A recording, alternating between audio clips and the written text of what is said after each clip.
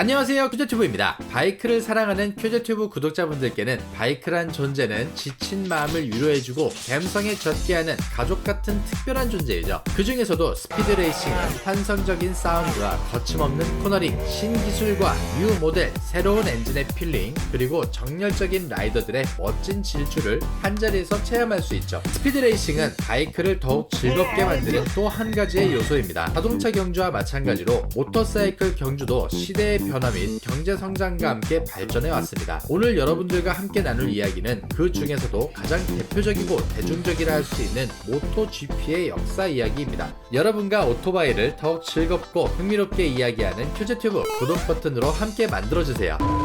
1894년 독일에서 상용 오토바이가 처음 판매된 것을 시작으로 바이크의 세계는 빠르게 발전하기 시작합니다. 난생 처음 모터사이클을 접한 라이더들은 스릴과 명예를 거머쥐고 싶어 했고, 모터사이클을 발명한 발명가들은 계속해서 발명의 도전을 이어갈 수 있는 자본과 공장을 원하게 됐죠. 그러한 니즈가 완벽하게 일치하는 장소가 바로 스피드와 바이크의 완성도를 극한으로 테스트할 수 있는 레이싱 트랙이었습니다. 그리고 그 레이싱 트랙으로 자본과 사람들을 모으기 위해 모터사이클 국제연맹이 결성되게 됩니다. 1904년 연맹은 드디어 획기적인 이벤트를 기획하기 시작하는데요. 오스트리아, 덴마크, 프랑스, 독일, 영국 등 여러 나라를 통해 국제대회 창설을 확정하고 발표를 하게 됩니다. 그렇게 1년을 잘 기획하고 1905년 프랑스 두르당에서 세계 최초의 바이크 레이스가 개최됩니다. 이러한 움직임이 많은 자본과 인력 그리고 산업을 깨워 1906년 영국의 맨섬에서 투어리스트 트로피 레이스를 개최하게 됩니다. TT 레이스로 불리는 이 레이스는 공공도로를 통제하고 아무런 안전장치 없이 고속의 속도로 경쟁을 하는 레이스로 현재까지도 이어지고 있는 죽음의 레이스 종목입니다. TT 레이스의 성행이 중부 유럽을 뜨겁게 달구며 연쇄적으로 모터스포츠 불꽃이 튀며 모터스포츠 산업은 열정적으로 불타오르기 시작합니다. 그 불길이 그렇게 평화롭게만 타올랐다면 참 좋았겠지만, 그렇게 평화와 산업 발전의 경쟁을 유지해오던 유럽이 제2차 세계대전으로 대립을 하게 되고, 자유와 도전의 상징이었던 모터사이클의 대부분은 전쟁에 이용되어 전선을 불태우게 됩니다. 그리고 전쟁이 끝난 이후 1949년 FIM이 설립이 되어 현재의 모토GP의 기본 근간이 되었다고도 할 수 있는 로드 레이싱 형식이 확립됩니다.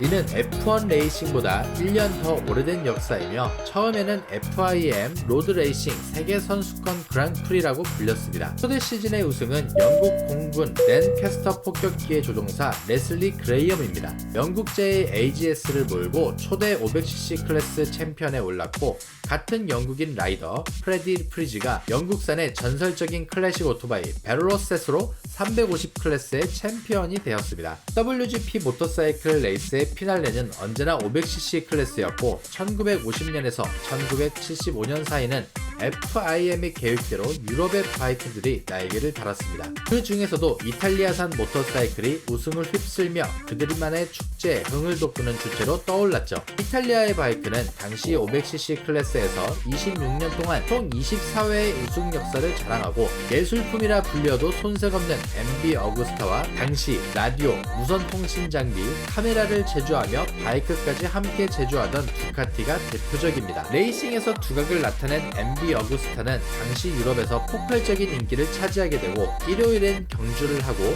월요일에는 판매를 하는 전략을 앞세워 상용 모터사이클 시장을 잠식하기 시작합니다. 그러나 500cc를 제외한 클래스에서 영국의 노턴과 서독의 NSU 그리고 일본의 혼다, 스즈키가 가세해 치열한 경쟁을 하게 됩니다. 그리고 모토레이스 하면 상징과도 같은 게임 체인저가 등장해 판도가 완전히 바뀌게 됩니다. 투스트로크 엔진하면 일본을 먼저 떠올리시는 분들이 많으실 텐데요.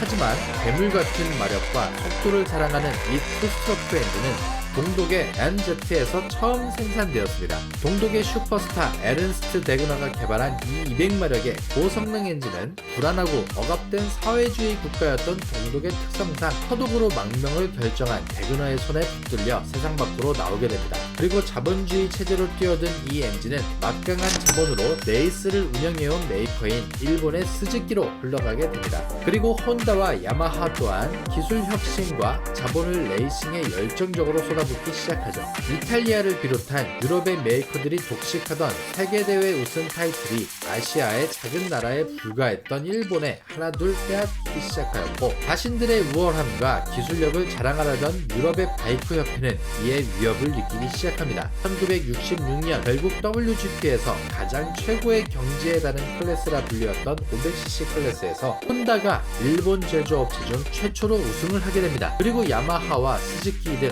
또한 여러 클래스에서 유럽의 바이크를 몰아내며 아시아의 기술과 능력을 입증하게 됩니다. 그러한 상황을 가만히 지켜볼 수 없었던 FIM은 1967년 공정하지 못한 한 결정을 하게 되는데요. 그것은 바로 레이싱 머신의 개발 비용에 제한을 걸어버리는 불합리한 정책이었습니다.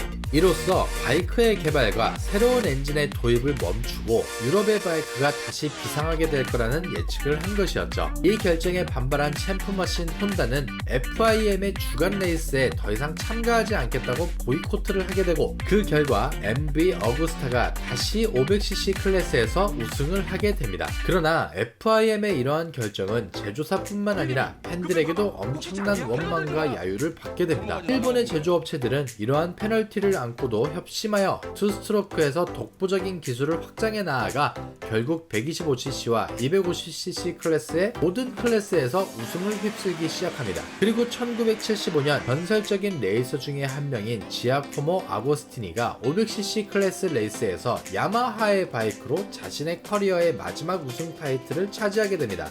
이렇게 다시 한번 도약한 일제의 바이크는 2007년 두카티가 우승을 할 때까지 무려 31시즌 동안 우승 타이틀을 독점합니다. 단꾀를 부린 유럽 바이크 업체들의 도장을 깨고 간판을 뜯어 도산시켰으며 레이싱 머신을 생산하던 메이커를 스쿠터 제조업체로 강등을 시켜버리는 피해 복수극이 시작이 되었죠. 그리고 1979년 일제가 제조한 투스트로크 기술로 판도가 뒤흔들려버린 레이싱판에 혼다가 포스트로크 기술로 브리티시 그랑프리로 복귀합니다. 이때 상업용 오토바이와 동일한 포스트로크의 기술을 사용한 NR500이 등장하는데요. 새로운 레이스를 주도하기 위한 이 도전은 결국 투스트로크 엔진에 완패를 하게 되고 혼다는 깊은 고민에 빠지게 됩니다. 그렇게 1980년도를 맞이하고 웨인 레이니, 프레디 스펜서, 에디 로슨, 웨인 가드너 등 전설적인 레이서들이 야마하와 혼다 바이크를 타고 WGP를 세계적 인기 종목으로 바꾸어 놓습니다. 이 시기부터는 정말 WGP의 황금 시대라 불려도 손색없는 이륜차 중심의 시대였죠. 1984년 혼다는 NSR 500이라는 게임 체인저를 등장시킵니다. 이 강력한 레이싱 머신의 등장으로 투스트로크가 독점하고 있던 그리드는 다시 포스트로크로 확장을 하게 됩니다. 이러한 혁신은 V4 엔진의 새로운 포문을 열어 제끼기도 합니다. 2000년 밀레니엄 시대가 시작되고 지금은 전설적인 선수인 발렌티노 로시가 500cc의 첫 우승 타이틀을 차지합니다. 그리고 세계 선수권 대회의 명칭이 2002년 500cc 클래스가 모토GP 클래스로 개편된 것을 계기로 현재의 모토GP라는 이름으로 사용되게 되었습니다. 그리고 대회의 명칭뿐만이 아닌 기술 규정도 대폭 개정되게 되는데요. 포스트로크 엔진의 가장 높은 클래스의 변이를 990cc로 높이게 됩니다. 그리고 2007년 시즌에 다시 800cc로 감소를 시켰는데, 이때 호주의 KC 스토너의 이탈리아 바이크 두카티가 함께 우승을 차지하며 일본 메이커의 독점을 종식시킵니다. MV 어구스타와 두카티가 800cc 바이크에 많은 집중을 하고 있는 이유가 바로 이런 역사적인 배경이 있기 때문이죠. 그리고 2012년 시즌을 맞아 모토GP 머신은 다시 한번 1000cc 클래스로 확장을 하게 되는데요. 이 시기부터 호르헤 로렌조와 마크 메르케스 같은 스페인 듀오가 세계적인 명성을 떨치게 됩니다. 머신의 하드웨어와 소프트웨어가 대폭적인 개량으로 전투력을 높이게 되는